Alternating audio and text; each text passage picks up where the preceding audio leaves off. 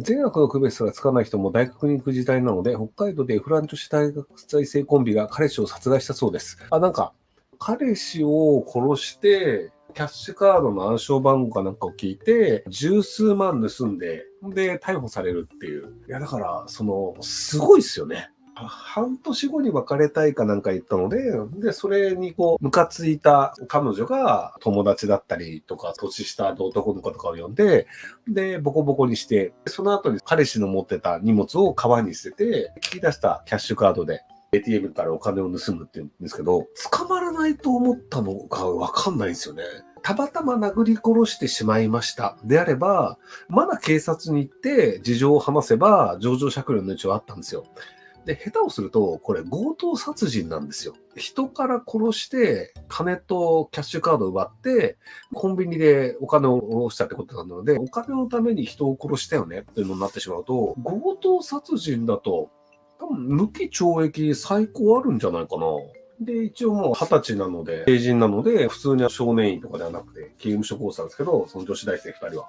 で、16歳と18歳の男の子に関しては、18歳の方は名前出てなかったですけど、多分そっちも普通に刑務所コースなんじゃないですかね。なので、多分最初のきっかけ自体は別れる別れないで、一丁脅してやろうだったんですけど、多分調子に乗っちゃったっていう。捕まりそうだっていうことで、その女子大生の一人が母親にその説明をしたらしいんですよ。あんまり私は暴力をしていない。見張りをしていたっていう。あんまり暴力をしていないっていう。あんまりしてないってなんだよ。したんじゃん。暴力って基本的にはしたかしてないかの話だと思うんですよ。見張りだけしてましたとか、暴力を振るわずに止めることもできませんでしたわかるんだけど、あんまり暴力をしてないって、やったんだよね、それっていう。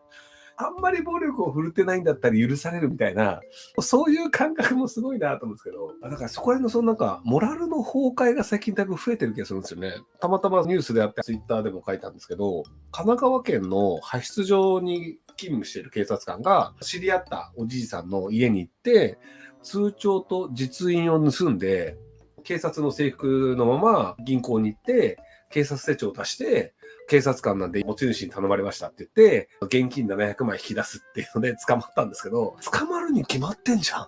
ていうのを警察官がやるっていう、これはだから神奈川県警の人が頭悪いのか何なのかわかんないんですけど、捕まんないと思ってんのか、やってもいいと思ってんのか、そこの善悪とか、この自分のやった行動にやる結果というのが、何が起こるのかっていう、そこの因果関係がわからないっていう人が結構増えてるのかなと思うんですよね。人殺しても大丈夫だよねっていうふうに思って、金を下ろして遊んじゃえってなるとか、高齢者で制服着て警察手帳使ったら絶対こっちじゃんって分かっちゃう。そっか。だから何人かやって地方老人とかだからバレてない件があるから何件目かでかかったパターン。もしくは1件目やろうとして失敗したかもしれないですけど、いやだから本当に世も末ですよね。神奈川県警で警官のふりをしているオレオレ詐欺とか強盗が多いので気をつけましょうっていう、そういうのも表が出たらしいんですけど、ふりじゃなくて警察官本物がやってたら、それも疑いようもないじゃんみたいな。人は何を信じればいいのかっていうのはすごい難しいですよね。警察官を信じて行動したら警察官が詐欺師でしたみたいなさ、もうどうしようもないじゃん。困ったことがあったら警察官を頼ろうっていう文化で日本は回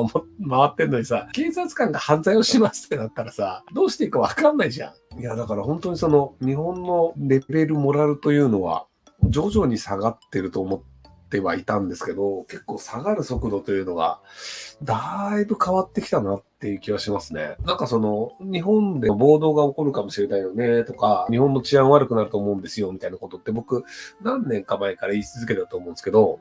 最近だと高齢者の家に入ってって、押し込み強盗して高齢者殺しちゃうみたいなパターンの事件とかあったり、警察官が詐欺をするとか、女子大生が彼氏殺しちゃうみたいな、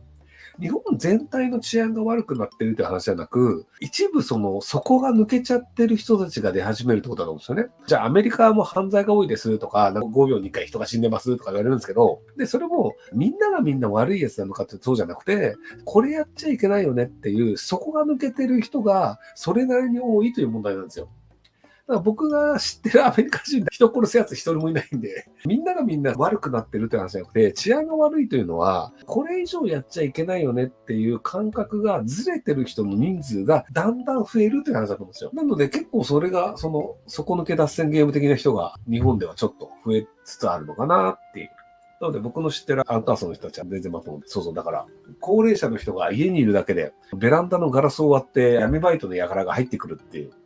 日本家屋って基本的にはドアに鍵をかけるんですけど、庭回ると普通にベランダガラスだったりするじゃないですか。あれなんかガラスバーンって割って、鍵ガチャって開けて入れば、誰でも入るんですよ。だからガラス割るだけだから、小学生でもできるんですよ。隣の家屋が近いところだったら夜中でガラスパリーンと割ったら、物音がして周りに来ると思うんですけど、ある程度地方になると、隣の家まで20メートルとか50メートルとかって家もあるんですよ。で、そうすると、タオルとかを当ててガンってやってやると、そんなに音出ないんで穴作るんですよね、ガラスって。で、そこから手突っ込んで鍵開けるとかってなると、隣近所に音聞こえないんですよ。なので、そういう形でやると、隣近所と距離のある地域に住んでる人たちっていうのは、家にいて鍵をかけたとしても、もうどうしようもないんですよ。その人たちが来ないように祈るぐらいしか対処法ないんですよね。結局、それなりに若い人たちが3人で、高齢者おじいちゃん1人です。おばあちゃん1人です。2対3です。勝てるわけないじゃん。っていうことになるので、多分地方はどんどん治安悪くなっちゃうと思うんですよね。で、それは地方の治安が悪くなるというより、そういうことをやる人たちが地方で荒稼ぎ暗記みたいなことをし始めるわけですよ。っていうので、荒稼ぎ暗記をして逃げて、で、結果として被害に遭う人たちが増えるっていう。仮にじゃあそれが岩手県がありましたっていう時に、その岩手県に悪い人がいるわけではなく、岩手県に悪い人が集まってくるんですよ。田舎の方だと、駐在さんが調べたりとか、県警の刑事が調べるので結構時間かかったりとか、雨が降ってたりすると全然証拠なくなっちゃうよね、みたいなこともあったりして、そうすると捕まる確率下がるんですよね。で、都内とか、じゃあ神奈川とか埼玉、千葉とかの場合だと、隣近所にまず家があるとか、そこら中にコンビニがあるので、コンビニの防犯カメラが入り口を映している場合、そこを通る車とかバイクとかの映像が撮れたりするので、なので犯罪をしに行く人たちの車が分かったりとか、横側が分かったりとか、運良かったらナンバーが分かったりとかで取れて、捜査が可能だったりする場合もあるんですけど、地方自治体の田舎の方に行っちゃうと、まずコンビニなんかないし、監視カメラもほぼないので、なので被害者はいます。でも犯罪をしたその結果もあるんですけど、犯罪者を捕まえるための証拠というのはあんまり残ってませんよっていう状況になる場合があるんですよね。もともとは凶悪犯罪っていうのは 100% 捕まりますよっていう、一応日本の治安の良さで言ってたんですけど、もうそこら辺の凶悪犯罪でも捕まらない人がちょこちょこ出てくる。都内とか神奈川とか千葉はドラレコがあるんで、例えば真っ黒に塗った軽トラックが通ってますっていうのがニュースで流れると、あれなんか見たことあるな、ドラレコ見てみようとかってドラレコ見て、じゃあそれでこれぐらいの背丈の人が乗ってましたとか、車のナンバーがいくつでしたとかって分かったりするんですけど、田舎だとドラレコつけてる車なんか全く走ってないですよ。っていうのもあって、田舎よりもやっぱり都内とか中都市とか、人数の多いところに住む方が安全だよねっていうことに多分今後はなっていくんじゃないかなと思いますけどね。比率としてそういう犯罪に遭う比率はだいぶ低い、可能性としてはだいぶ低いと思うんですよ。可能性としてはだいぶ低いんですけど、でもじゃあ東京とか埼玉に息子さんたちがいて、田舎の方に高齢の両親が住んでる時に、もしリスクを考えたら、そんなところに住まわせて何かあったら本当に嫌だから、もうそこ住むのやめて東京に来なよみたいなことになって、地方に住むことが危ないよねっていう構造になっちゃうと思うんですよね。なのでそうするともう地方に住むのは良くないよねっていうことになって、地方の人口もどんどん減るし、地方に家を買う人も減るし、地方経済というのはどんどん衰退していくっていうことになってしまうので、